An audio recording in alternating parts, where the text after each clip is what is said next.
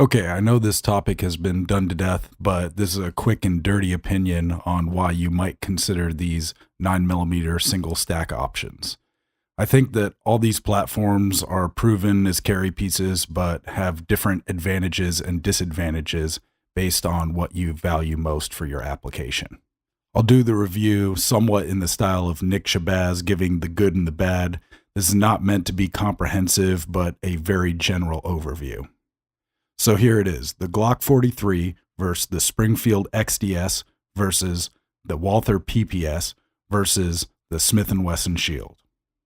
So first off, the Glock 43. The good is that it's the lightest, smallest, and arguably most comfortable to carry option of this group. The bad is the G43 will likely require upgrades for most people. That includes metal sights, base plate, capacity extender.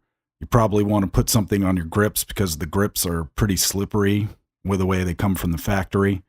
And it's also usually the most expensive single stack in this lineup, even outside of the cost for upgrades. So overall, the G43 is great if you run Glock as your main system. Glock has great aftermarket if you want the lightest and arguably most comfortable. However, the Glock is probably the most expensive, especially if you take into account the aftermarket upgrades that you might want for it. So for the Springfield XDS, the good would be that many would say it has the highest quality components out of the box and it just has great construction. It also has a rail which lends flexibility and great sights out of the box. The bad is, with that great construction, it has a lot of metal. And it's the heaviest single stack in this group, heavier even than the Glock 26, almost as heavy as the Glock 19. I personally don't like the ergos, but that's a subjective thing. Overall, it has great construction, but you pay for it in weight. So on to the Walther PPS. The good is, if you want something that many consider to be the best shooter in its class, the Walther PPS would definitely get the vote from a lot of people. It can be found online very inexpensively, and it's subjective, but a lot of people consider it to have the best ergos of any 9mm single stack. So I have the big brother, the PPQ, and that is also the only firearm which has never had a failure to date with many rounds downrange. So for the bad, it has really large dimensions for its capacity, but it lends greater shootability and creates better ergos for a lot of people. It's not got the best aftermarket options available like the Glock or Smith & Wesson, but you still can find things if you look around. It's just not as easy. I like the ejection port. Was a little bit larger and angled, but it doesn't seem to work so well for me when manually unloading like it does with the Glock.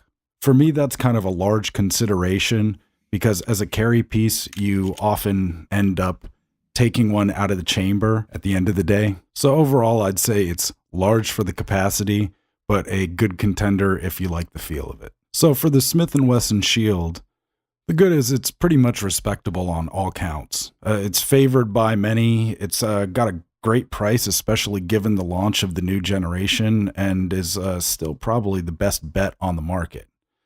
The bad is I'm just not crazy about the looks or feel of the components like the mag, and the serrations on the slide are just not that attractive to me.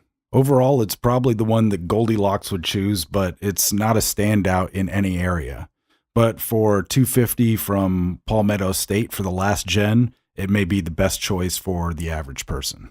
So as a special mention, something when you're considering a carry gun, but not something that necessarily has to be a single stack. If you want a do everything, have only one, I'd probably choose something like a G19 or others. It's much heavier, but you get a lot more capacity and greater shootability for the average person. And it can fit almost any role you put it into.